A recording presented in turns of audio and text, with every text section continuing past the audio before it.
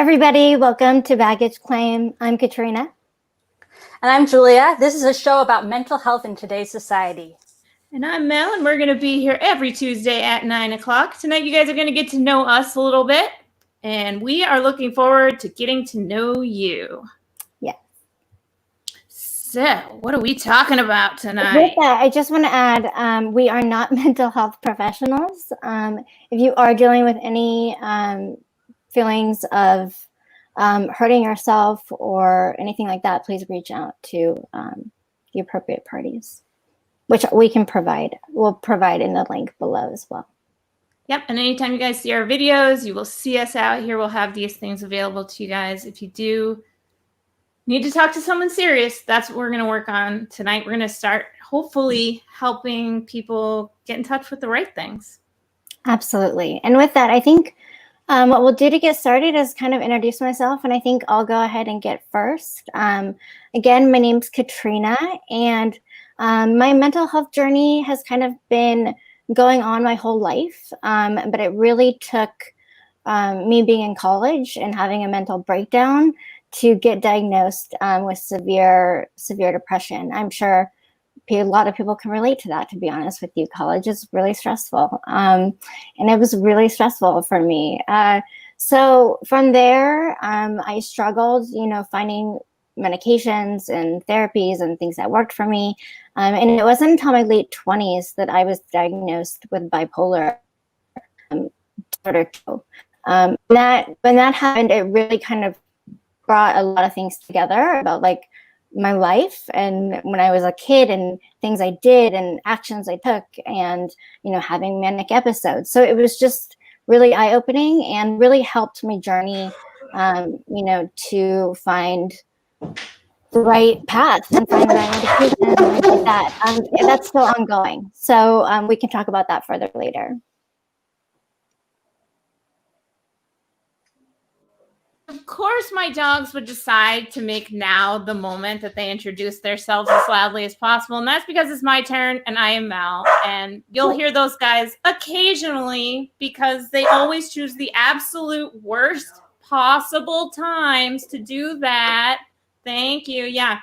And they're part of my mental health journey, actually, which is kind of ironic because those guys help me every day because they stay at home with me every day. And that started when I was about 20 years old. I mean, I had it most of my life, but it started when I was about 20 years old when I walked into a grocery store and I looked around. I didn't know how I'd gotten there, what I was doing there.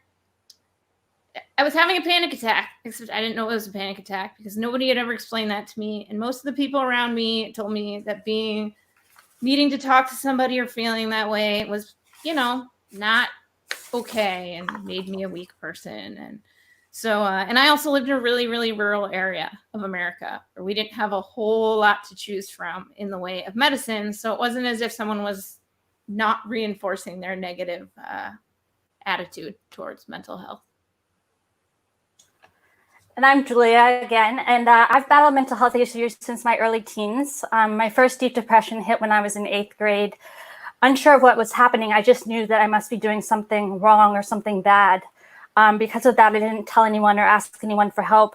I innately knew it was something you didn't discuss. So instead of asking for help, I tried to kill myself. And when I failed at that, I felt even worse about myself. I felt like a complete failure, and I felt a deep sense of shame.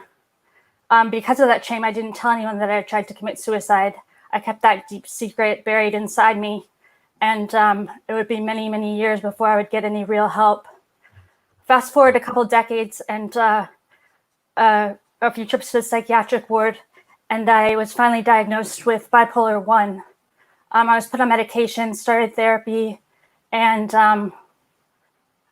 things were getting better, but then went off my meds, which is actually a hugely common problem. Think about it, like when you're going these medications, you're on them for a period of time and you start to feel a lot better. And then you begin to believe that you no longer need the drugs. And in my case, I was doing so much personal work on myself that I really didn't see how the drugs could hardly still be relevant. And I also wasn't entirely convinced that I actually had bipolar disorder, which was a product of stigma. Because of stigma in our society, I believed that any form of mental illness was a sign of personal weakness. And because of that, I didn't want any part of that. I don't know if either of you can relate. Yeah, I mean, absolutely. I think once you're diagnosed with that label, it's a label to you. And for some reason, for me, it started to define me, who I was. I was this girl and I have mental health issues and it affects every single part of my life, right? Like every single part. And everything you're doing. Yeah. So I think, yeah, there's just something about that stigma that kind of follows with you too, as like somebody dealing with that disease, not just with other people. I think it can be internal as well. Really is my thinking. And I think, it's so cute. Like, okay, so we've all been stressing out about doing this show because this is tough. It's hard for us because talking about mental illness is about the hardest thing. It's kind of why we decided to call this guy baggage claim, because, the first thing you have to do is kind of say, I have a problem here. And that problem is not bad and it's not me. And I mean, we've talked about before about how no one would ever say, don't take your diabetes medication, or don't take your high blood pressure medication, or don't take your cancer medication for that matter. And yet this illness is treated so differently. And so, yeah, I mean, you guys know because we're doing it right now. And I think that I'm really proud of you guys. And I'm proud of me and I'm proud of us. And it sounds like a silly thing to say and it sounds really stuck up. But this took a lot for us to come out here and put ourselves out here and talk about our mental illness. But we all felt really strongly enough about mental illness that we wanted to take a time for having this platform and using this platform to help ourselves. And through helping ourselves, hopefully helping other people out there who are scared and weird and dealing with this every day and thinking that they are crazy, just crazy. I'm just crazy. Yeah, I mean, I think that's, sorry, go ahead, Julia. Oh, I was just going to say, I think you said the other day, Mel, stigma and shame are two of the biggest factors we have to deal with. The shame within ourselves and then society's stigma. And what were you going to say, Katrina?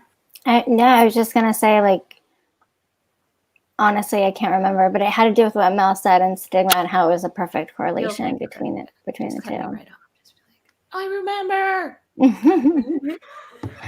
All right. Yeah. And we were talking about whose turn was it?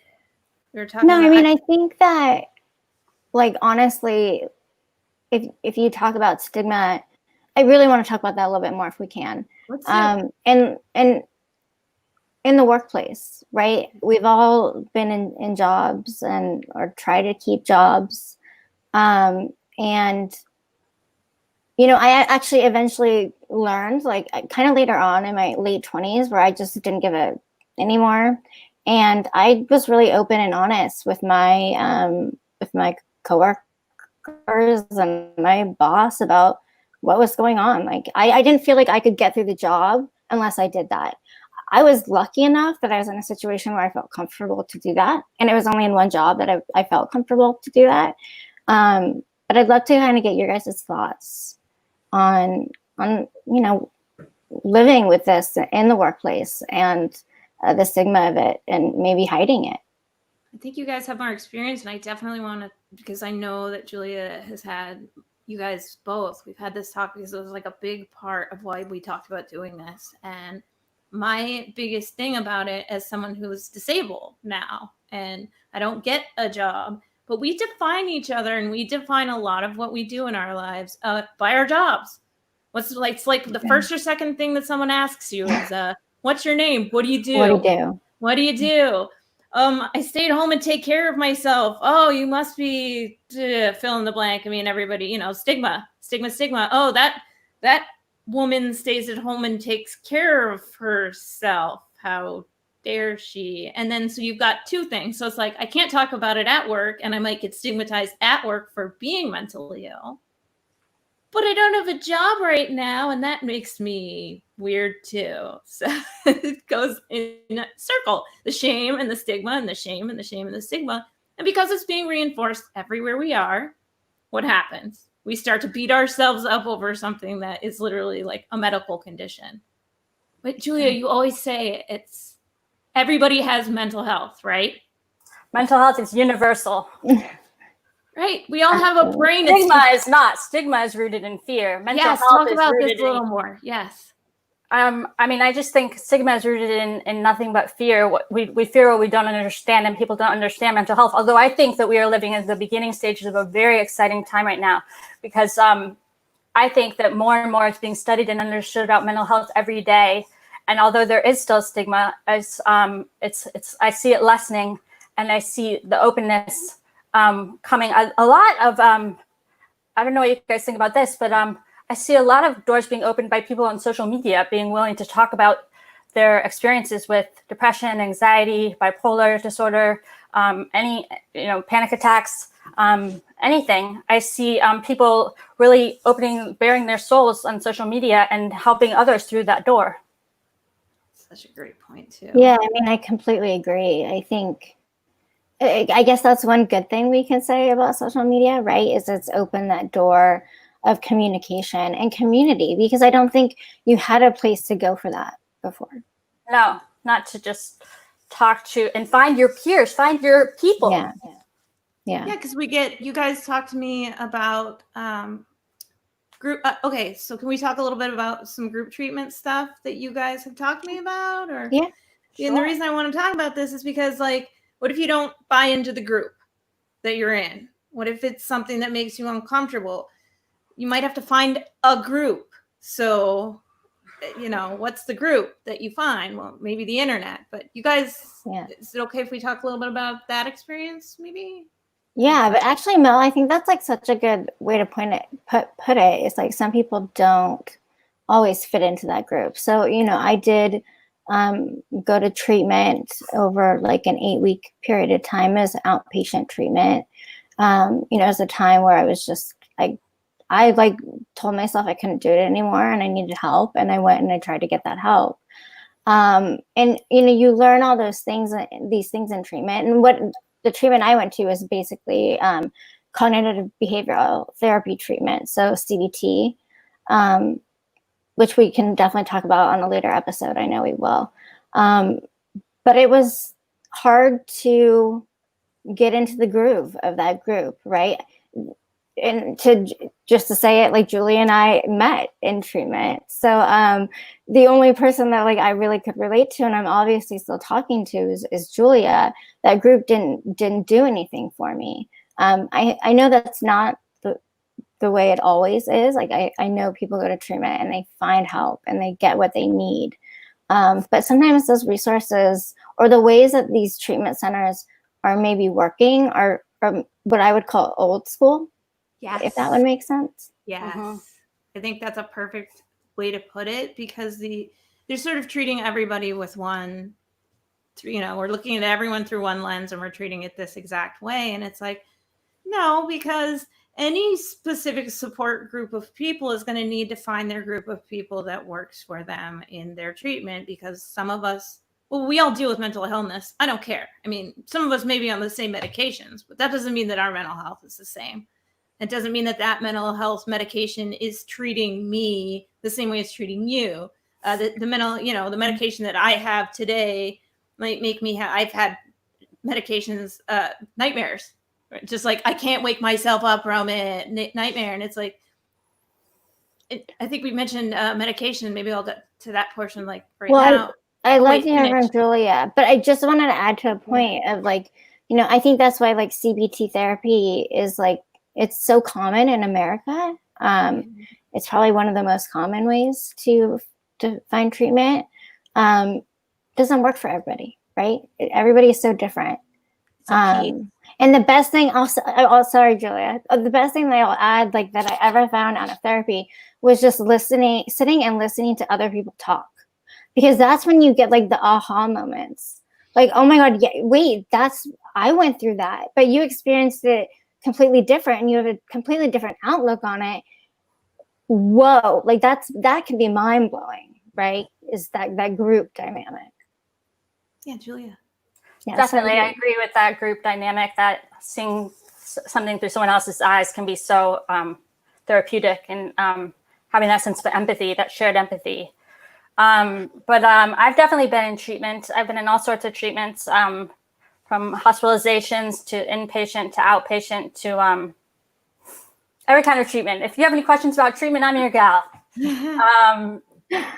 Some have been better than others. Some have been extraordinary, and I've really gotten a lot out of, and I don't think I would be here today if not for those experiences. I don't know, do you guys have any questions about that? Well, I think it's an important point to make, because the idea is like not everything is bad and not everything is good. So Correct. It's okay to question. If you go into a situation in your therapy or your CBT or your thing where you go, this isn't working for me, a lot of people will, you got to stick with it. It's like, no, if it's not working for me, it's not working. And the biggest thing I've learned on my journey, I don't know about you guys, is you have to be your own advocate. And that includes putting your foot down and saying, this group isn't working for me. And it doesn't make me bad. And it's nothing personal against this particular group. I need to find a group that works for me, or a therapy type that works for me. Well, I have a question for Julia. I completely agree, Mel. Within like the different treatment programs that you've been to, was there anything that you found, like what made them different? What made one better than the other? The best program I was in was this program called Balance. It was in California, and it was a residential program, meaning that I lived there. And it was very small. There was only like 6 or 7 people in the whole house. And so one of the reasons that made it so great was the intimacy. And it just had everything. I mean, we did animal therapy, we did talking therapy, we did art therapy, music therapy. It had a little bit of everything. So you could really find something that did gel with you. And the therapist there, this woman who was my therapist, was the best therapist I've ever met in my life. So having her on my team and getting to see her every single day for individual therapy, every single day, which no treatment center I've ever been in had individual therapy every day, that made a world of difference. In addition to all the group therapy and fun activities, or therapeutic activities that are also fun. So I would say that was the best experience. I mean, that just sounds amazing. I love the animal therapy. Everyone should go there for a vacation. Okay, but that's actually one thing, like we're not kind of like skirting around a little bit, is like the cost of treatment, right? Like I'm sure that treatment center wasn't cheap, and I'm sure that, you know what I mean? Do you know what I'm trying, like?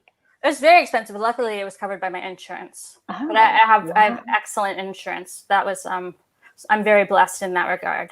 Yeah, see, it's like crazy. It's like the luck of the draw. Like what insurance do you get? Like that. Oh, and by the way, your insurance is tied to your job, so you know, hopefully you have a job, or you can go on disability. But you know, one or the other, or good luck. I mean, and I think that's where a lot of people, you know, hopefully on the next show we'll be able to have callers. We'd love that. But you know, I'm sure a lot of people are dealing with like just not being able to afford going to see a doctor, finding a therapist, getting medication, and are just struggling. And it's one of those things where it already, you know, stigma, shame.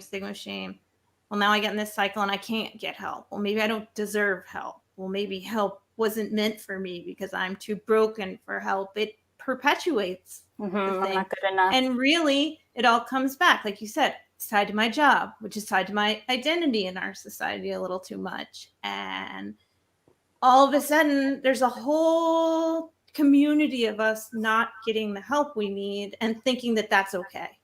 And it isn't. It's just not. No. It's not. I no, think talking about... Go ahead. Oh, go ahead. No, go ahead. No, all of us. Going back to stigma in the workplace. When I first left for treatment, I took time off to go to treatment. And I came back to work. I was still so ashamed of myself that I couldn't even tell anyone where I had been.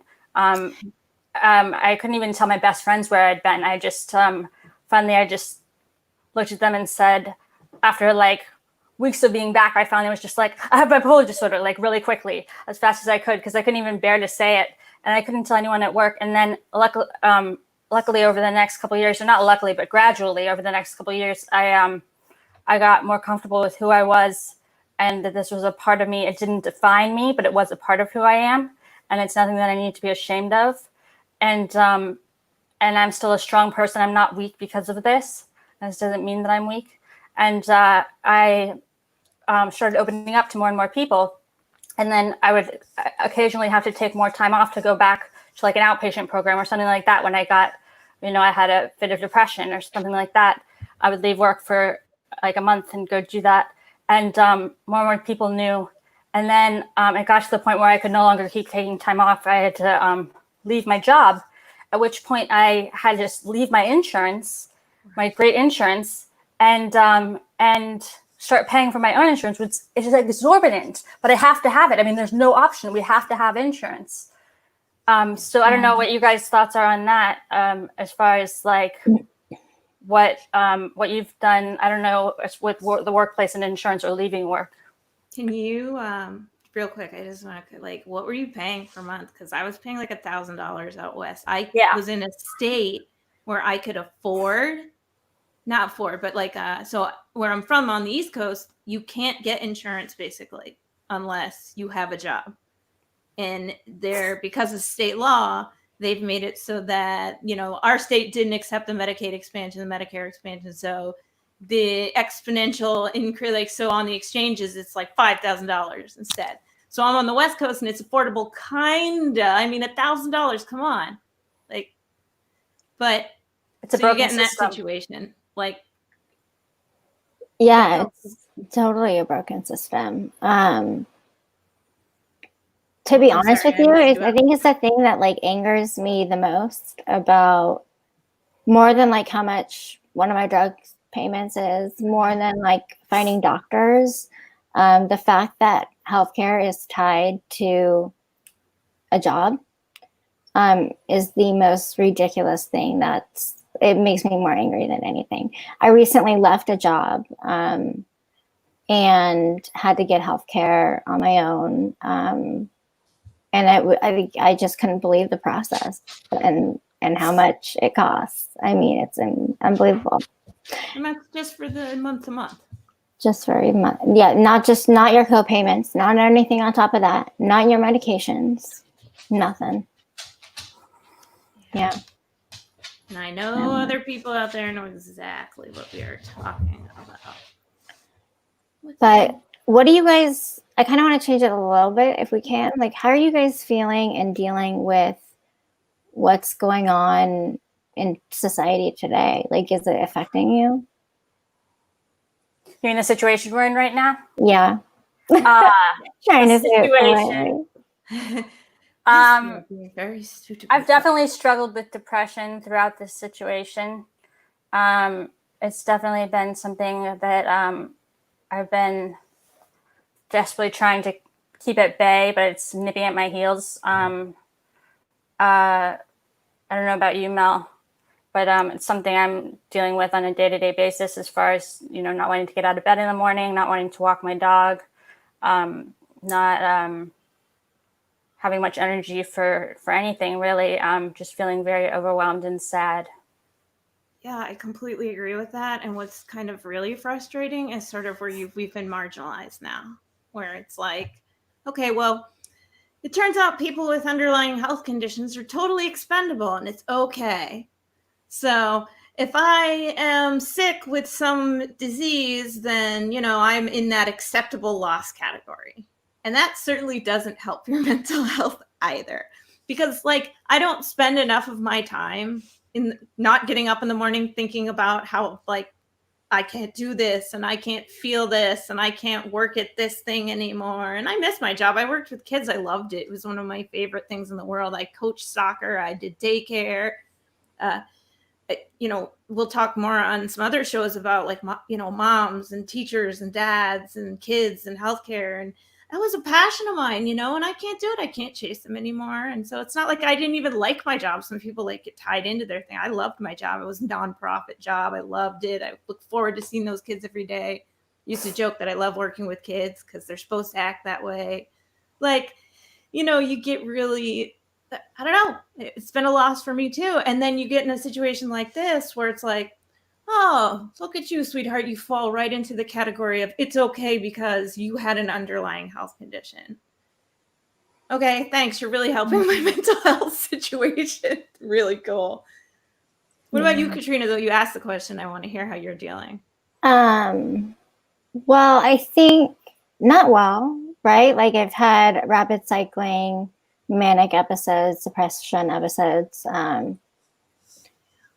Honestly, like I'm grateful for my partner and like his support, and probably couldn't get through it without that. But what I definitely have come to realize, like I just wake up sad, like every day I'm just sad.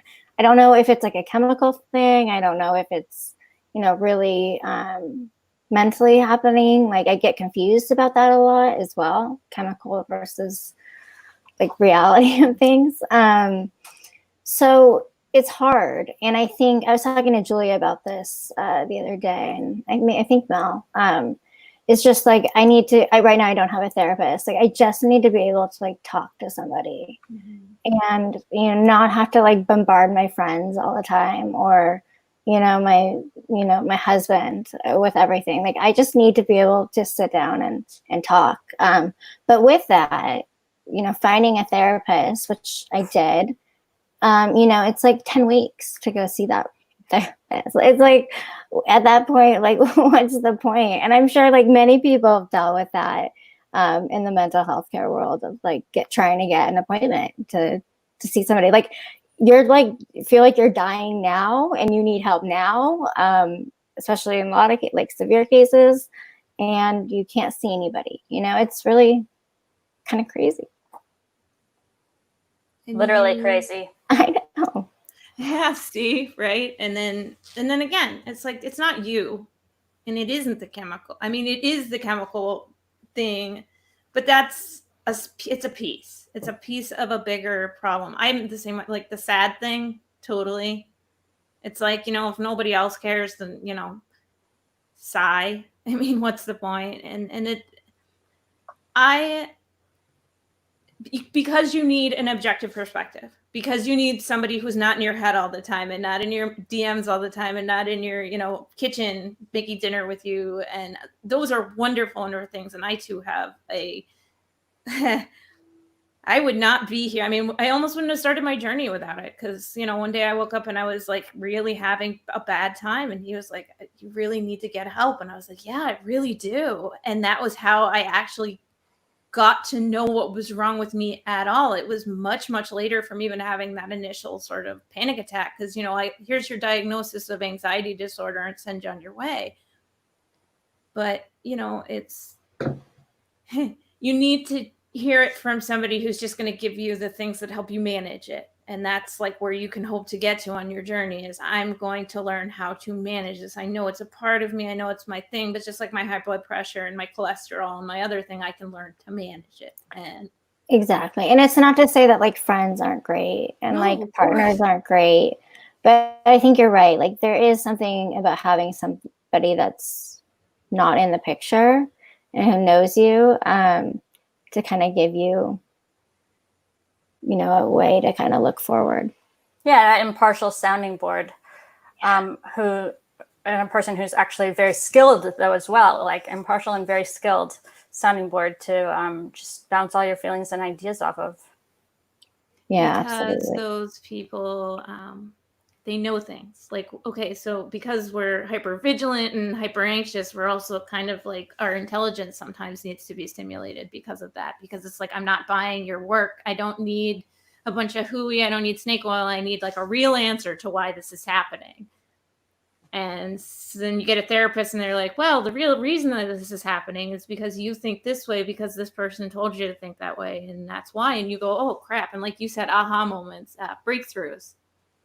Yeah, which are absolutely. things that you have constantly through your journey. Like you never not, like 15 years in, and I've had breakthroughs this week about certain things about me and doing things and how I treat a thing. And it's an ever changing thing. It's a marathon, not a sprint, as one of my friends loves to use that little phrase. Yeah, definitely with mental health as well. I mean, I don't know about you guys, but I've been on a lot of medications, like probably over 200 medications.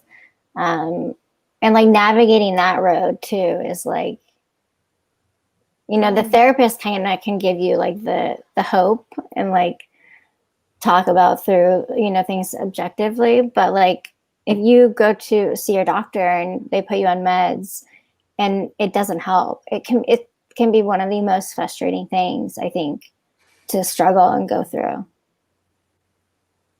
Would you guys the agree? merry-go-round, right? Go ahead, Julia.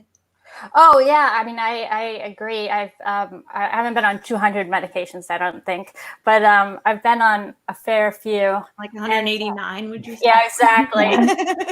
199. But it definitely, when it not only may it not work, but the side effects of some of these are severe. And I mean, I've had side effects where I'm hallucinating, having you know, all over body shakes, have feelings of paranoia or delusion, all different things that can, I mean, really impact your life. And sometimes you have to weigh the risk, cost, benefit, and see like what's worse, the side effect or the symptom. Such a great point. Absolutely. I mean, I know I've gotten like to the point with my doctor where I'll be like, I'll come to her and I'm just like really down and depressed and things aren't going well. And she's like, well, do you want to switch up your meds? And I'm like, no, like, do not touch the meds, right? Yeah. Like, if you're there, you're there. And like, why are you trying to mess with them? And you get both. You get, okay, so they throw 38 billion meds at us and we have all these different things, right? And then there's some people that meds aren't going to work for and they want to like throw meds at you. And it's like, no, you don't understand. That's not my kind of, like, there's plenty of ones that need it and plenty of ones that don't and plenty of ones that are in the middle and plenty of ones that are on the other sides of each of those things I just said, because again, it's a brain and they don't fully understand it. It's going to work different for everybody. But even like, okay, so for me, like I am, you know, I had one that I was like allergic to and I found it out almost the hard way. And it's one that like, you know, they know can give people severe reactions. And they knew that I'm someone who's susceptible to severe reactions on medicine. But it was like, we haven't tried this one. Let me throw it at you. And I ended up with a friend later on. I have a friend in adult psychiatric medicine. And I threw that name out to him. And I'm not going to say it because I don't want to scare a bunch of people because it could work for you. And I don't want people not taking something because it works for you. But for me, it didn't. And because this doctor was just kind of playing the magical merry-go-round of medicine with me, because that, you know, he had all the samples in his office. It, you know, it was a dangerous one for me. And it had a lot of side effects. And my friend said, you know, we don't even give that to the adults here because of this side effect that it has. And I'm just like, awesome, super cool. Like, that's pretty, I mean, crazy. Throwing your samples at me is not exactly how I like to be treated for us. It's like, what? Exactly. Oh. I couldn't agree more. All right. Will you? I was actually talking to my therapist today to go back to therapy, and she was telling me that she thinks I'm like really shutting her out and shutting down. And I think it goes back to being in the current climate that we're all in right now, and this heightened sense of fear and everything that we're all experiencing right now. I just told her, like, I just feel completely numb. Like, it's not you. I'm not shutting you out. I just feel completely numb right now. I feel like my brain is just a blank canvas, and not in a good way. And I don't know if you guys have experienced anything like that. I have. I mean, it's my God, yeah. This whole time again. And I think, like we were talking about. So now there's all of us who are out here, right? And we're already out here and we're already doing this. And there's a lot more of us. I mean, this is not 3 people.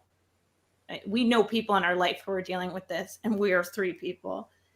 Beyond that is now you got a whole class of people, group of people dealing with this too. And they are experiencing, I think that Julia has brought this up a few times. There's a whole group of people now who are going to be facing mental illness for the first time and not knowing what is going on. I remember how scared you were the first time that you started to like you said it right at the beginning, Katrina, you started to hear the words and people started to tell you that this is what you have. And you're like, oh my God, what? Well, you got a whole society of people facing that for the first time. Like, okay, the definition of the job thing, right? So a bunch of people have no job anymore and it's probably not coming back. Now what? No job, not coming back. No Medicare or medical health care because job. What do we do? Like, what's next? Oh, that's exactly. No, that awkward silence is exactly right. That's like the awkward pause of society right there. What's next? What do we do? Because I don't think society inherently wants it to be this way. I just don't buy that as a person. No, I mean, again, I think there is something about coming together as a community. But I think when we start talking about mental health, that becomes difficult, right? You need doctors and you need people that are qualified to do that.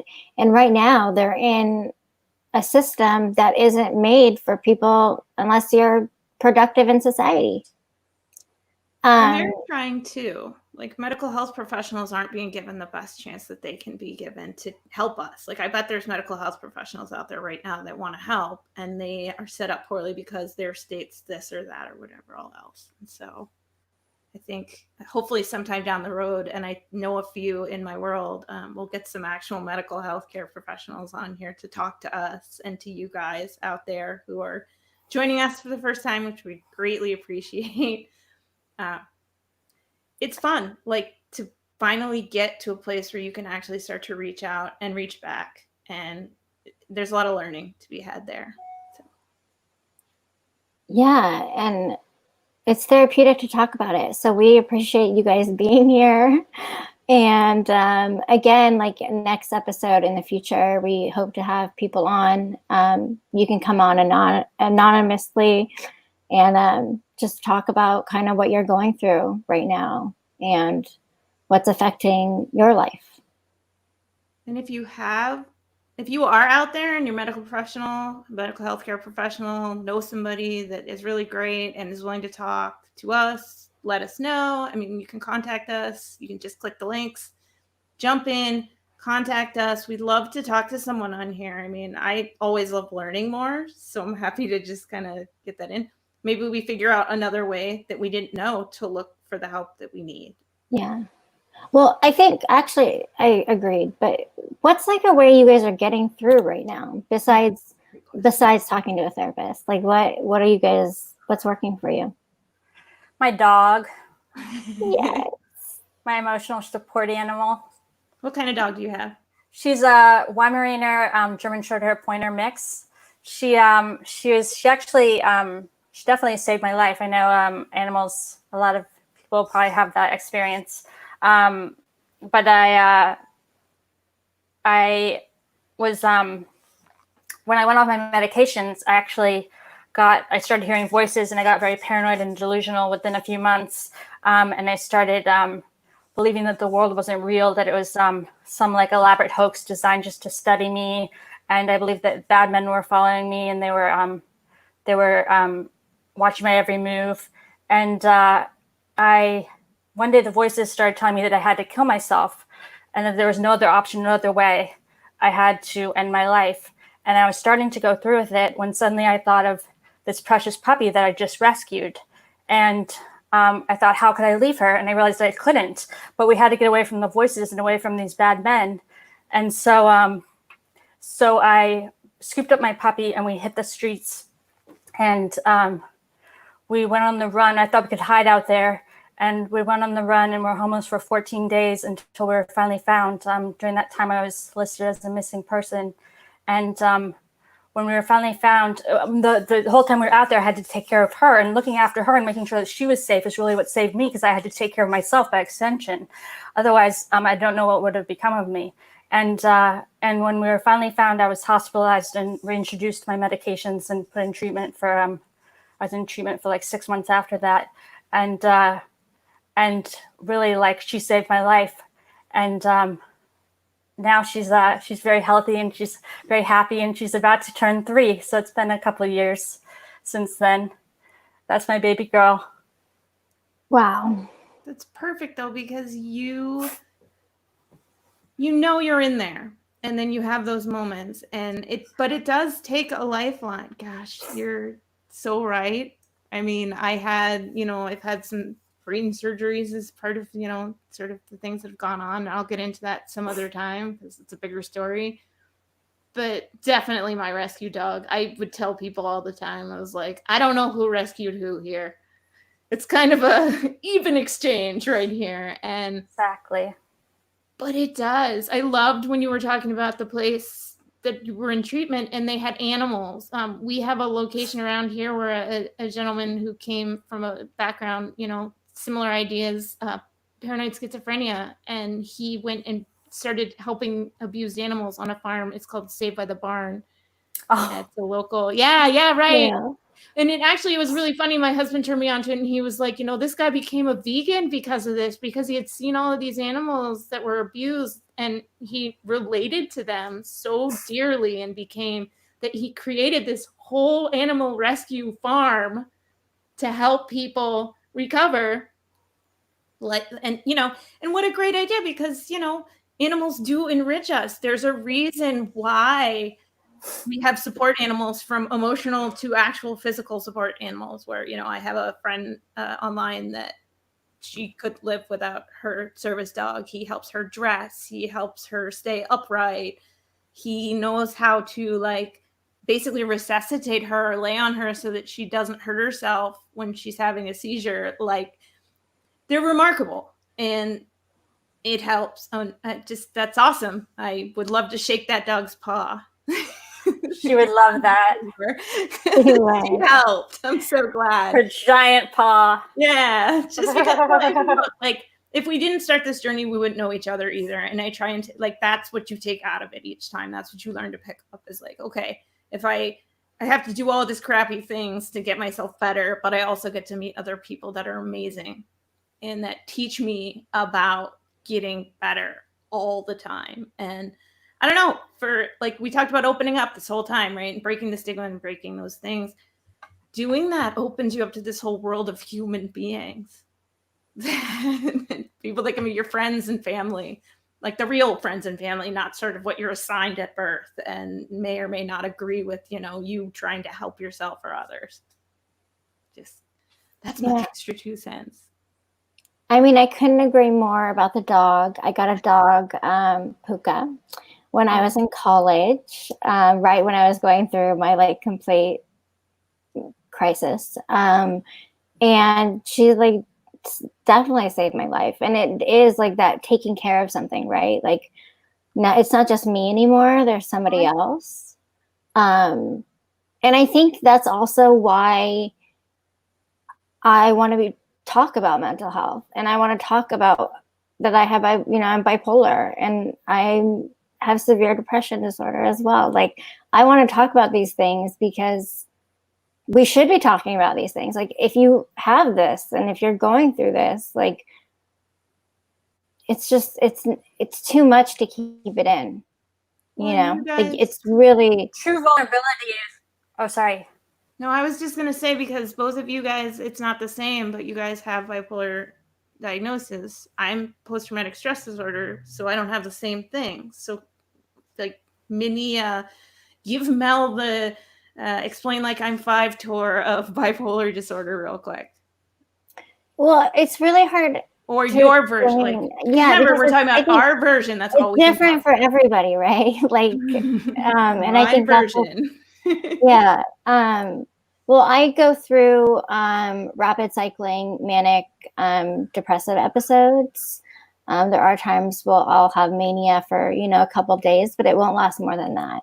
And mainly I deal with depression. The mania is not there. And that's why it's bipolar too. Interesting. Julia, do you mind or? No, I have bipolar 1, which is, they're very related. The symptoms are similar. It can be, sort of like Katrina was saying, which, what highs and lows you're experiencing when, and the severity. I'm not sure how long I'm usually manic for, but I would say less than a week at a time. And then I've really struggled with depression. I mean, the problem with mania, and this is why a lot of people go off their meds, is that mania can feel really good. It can feel very euphoric for a length of time, and very, you can feel invincible, elated, euphoric. And it's not until it's like the train is sped up, but it like is a good speed. Like I can do anything, nothing can touch me. And then all of a sudden it's going too fast before you know it, and you're hurtling off the bridge.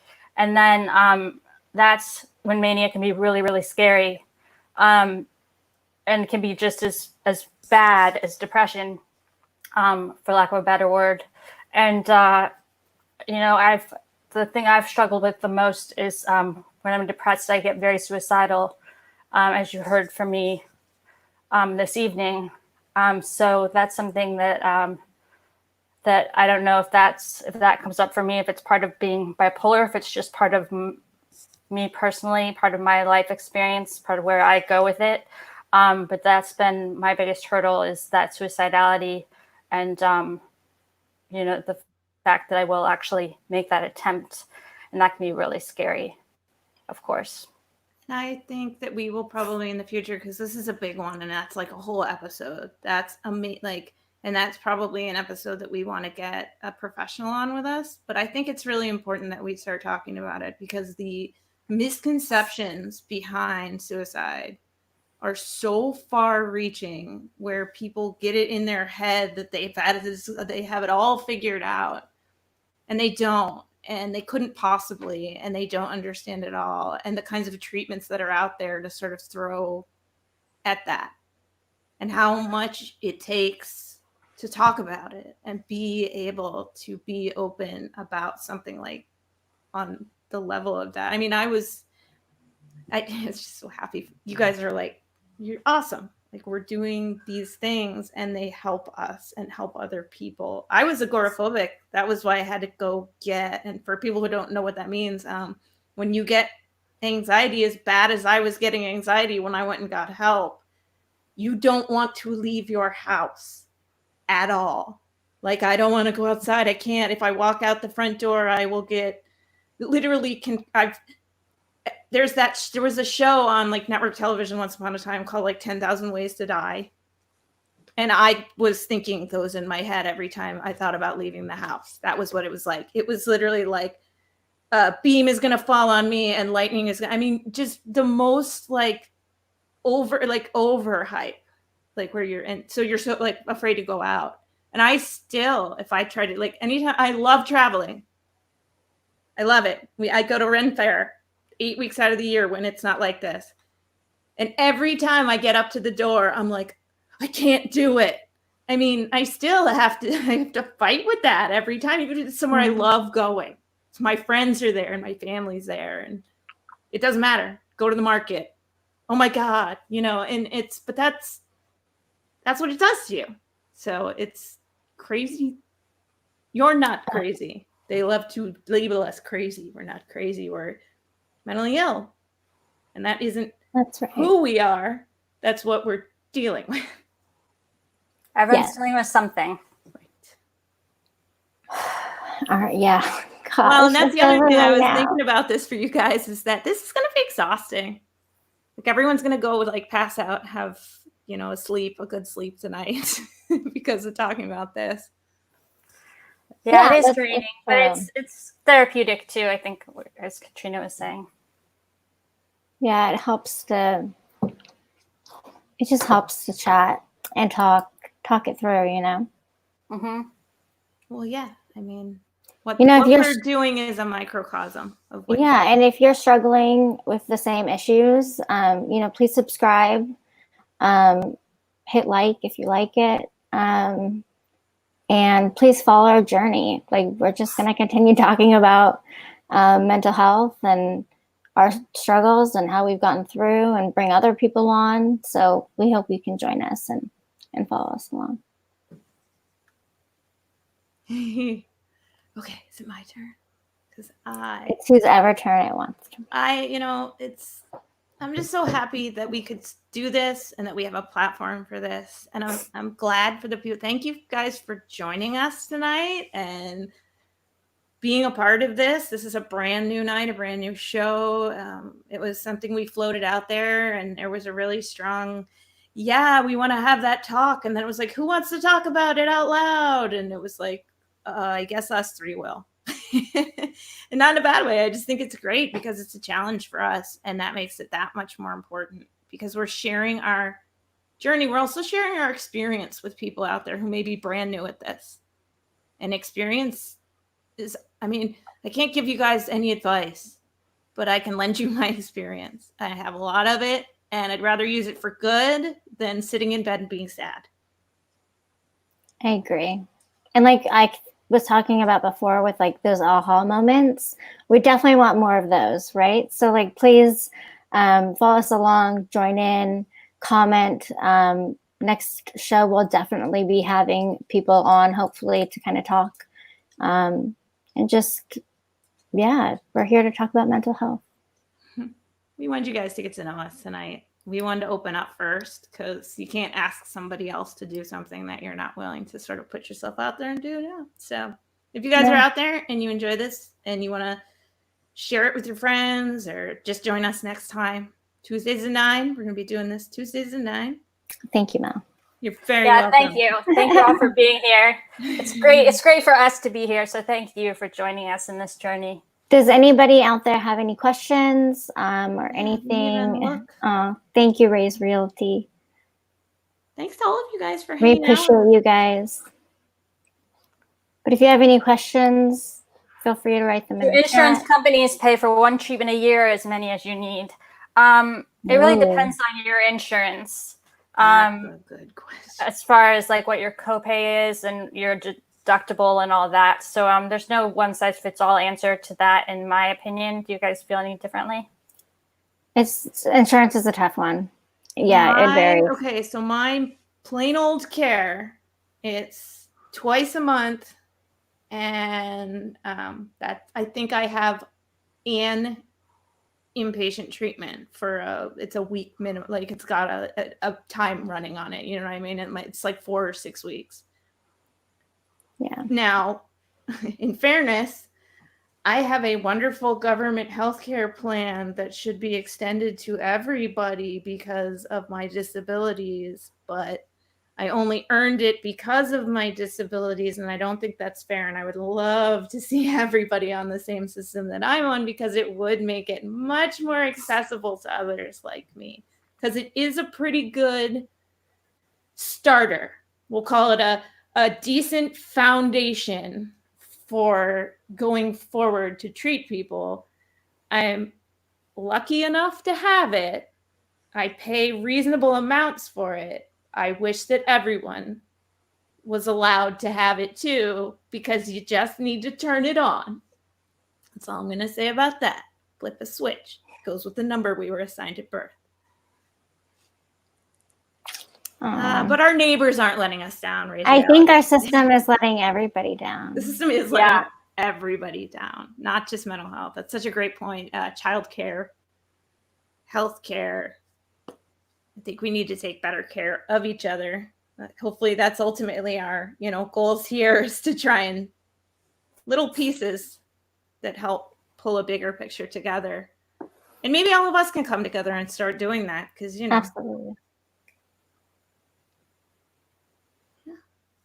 Great. How are we doing? We need Where to. are we? Oh my gosh. Holy crap, you guys. We made it to the end of the show. Are you excited? Nobody melted. Nobody pooped. No. There was only a minimum of barking, like right at the beginning. No one will even remember. Right, Oh, they got it out of the way right away. They were really excited, okay? They knew it was my like first time doing this, and they were like, "We believe in you, Ma."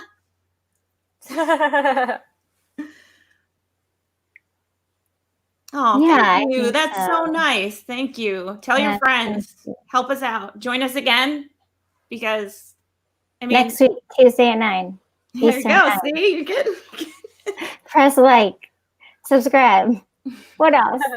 I think that's it, I right? think that's it. Thank you guys so much for joining us. I'm Katrina. I'm Julia. Don't forget to join us next Tuesday